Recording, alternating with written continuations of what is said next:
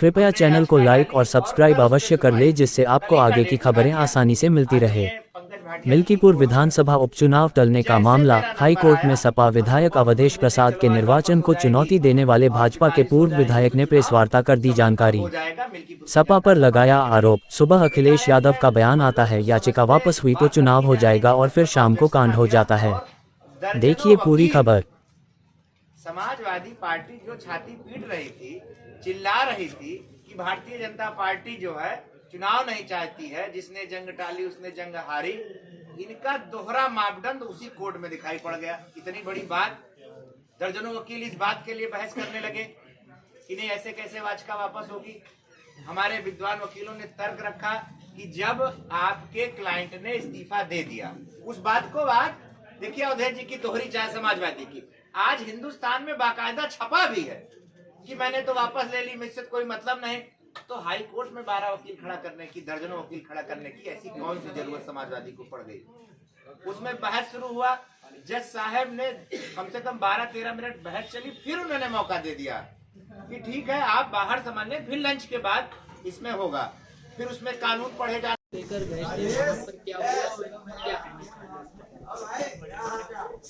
कल जब मैंने जब सुना कि मिल्कीपुर की 10 उत्तर प्रदेश की 10 सीटों पे चुनाव आयोग ने घोषणा कर दी, उसमें मिल्कीपुर का नाम नहीं है, तो काफ़ी दुख हुआ। हम लोग अपने पदाधिकारियों से बात किया और तत्काल ये हुआ कि नहीं, उस याचिका को वापस लेना है। अगर उस याचिका की वजह से दिक्कत हुई, मैंने याचिका वापस लेने की अर्जी डाल दी। कल उस पर डेट लग गई, कल याचिका वापस हो जाती।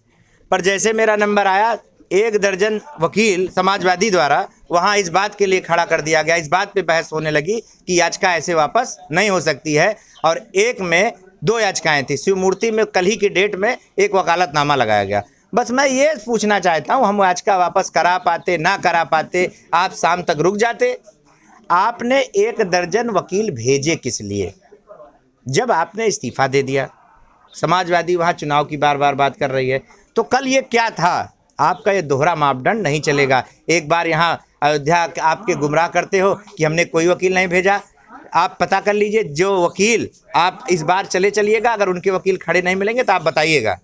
जो वकील उस मुकदमे का इनका लड़ रहा था, जो अधिवक्ता लड़ रहे थे, वही अधिवक्ता कल की डेट में खड़े थे। दूसरे में इन्होंने बाकायदा वकालतनामा लगाया।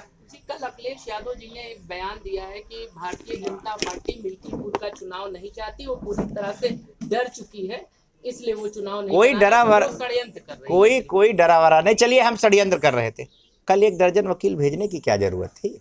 हमारा तो बहुत छोटा सा सवाल है, ये हर जगह यही करते हैं। राम मंदिर बन रहा था तो झुआ भर वकील खड़ा करते थे। राम के अस्तित्व को खत्म करने की बात पीडीए करती थी कि वो आतंकवादी पहुँच जाए तो ओकरे पक्ष में मुकदमा लिए वकील खड़ा कर दिए। हर जगह मुंह की खाते हैं और फिर खड़े होकर दोहरी बात करते हैं।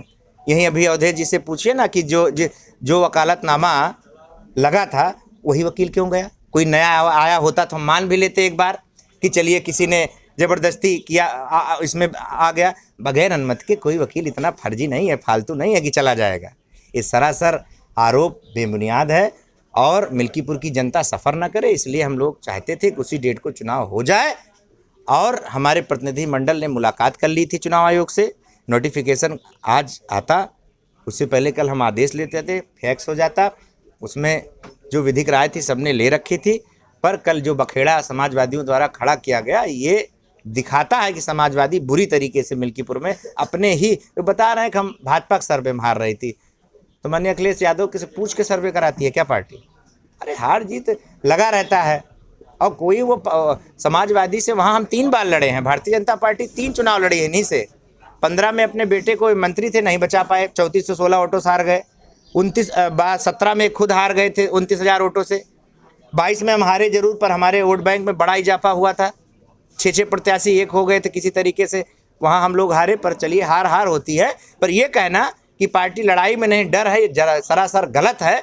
बहुत एकदम देहाती भाषा में मैं पूछता हूँ, कल क्या था आपके मन में? अगर डर नहीं था तो 12 वकील आपने क्यों खड़े किए? इसका सवाल मैं समाजवादी से पूछता हूँ। समाजवादी पार्टी, भारतीय जनता पार्टी दोनों तैयारियां कर रही थी, ये कहां से स्थिति होगी? दोनों पार्टियां आरोप लगा रही हैं। देखिए चूक हो गई, मान लीजिए कोई चूक हो गई। ये देश का पहला मामला था इस तरीके का, किसी को अंदाजा नहीं था कि रुकेगा। चलिए चूक हो गई, एक गलती, कोई गलती तो नहीं कहेंगे, चूक हो गई, मैं उस चूक को सुधारने के लिए सीधे हाई कोर्ट पहुंचा। सीधे मैंने अपनी बात कह दी, भाई याचिकाकर्ता मैं हूं, मैंने कह दिया मैं वापस लूँगा। कल डेट लगी तो मेरे भैया मैं करा पाता ना करा पाता, आपको इतनी क्या जल्दी थी कि आप 12 वकील खड़ा कर दिए, इस बात का बहस कानूनी पेच फंसा दिए। बस आखिरी सवाल लेना चाहेंगे कि क्या अब ये चुनाव अभी होगा कि अब अकेला ही चुनाव होगा मिल्कीपुर का? अब देखिए, जब तक कोर्ट का फैसला नहीं आ जाता, कोर्ट के फैसले से लगता है कि विलम्ब होगा, तो मुझे लगता है आपकी बात, सवाल अच्छा है, पर मैं कह रहा हूँ ना भैया कि ये इस तरीके का ये पहला मामला था, देश का पहला मामला है। जब उन्होंने इस्तीफा दिया, मैंने अधिवक्ताओं से बात किया, विद्वान अधिवक्ताओं से, उन्होंने कहा शून्य हो गया, बात यहीं पे ख़त्म हो गई।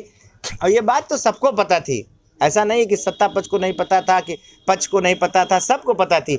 चुनाव आयोग सबके लिए स्वतंत्र है, चुनाव आयोग में सब अपनी बात रखते हैं, चाहे सत्ता पक्ष का हो चाहे विपक्ष का हो। अवधेश जी जब 15-15 वकील खड़ा करते थे डेट लेने के लिए, तो नहीं पता था?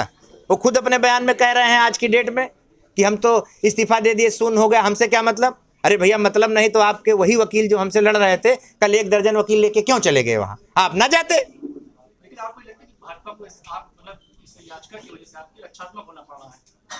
नहीं, ऐसा नहीं लगता। राजनीति में बहुत उतार चढ़ाव चढ़ते हैं, ये कोई ऐसा नहीं है कि सोची समझी साजिश थी। सोची समझी साजिश होती तो तत्काल की होती है। 2022 का मामला, मेरे पास ये कागज़ है सर, 2022 में मैंने 22 अप्रैल 2022 को मुकदमा किया था, वो चल रहा था। तो ये कहना कि तत्काल है, हाँ ये हम कह सकते हैं कि चाहे चूकवश जो भी इसको आप नाम देना चाहें दें, पर भारतीय जनता पार्टी पूरी तैयार थी। पर कल जो घटना हुई वो बहुत निंदनीय है। समाजवादी पार्टी बुरी तरीके से डर गई है, वो मिल्कीपुर का चुनाव नहीं चाहती है अभी।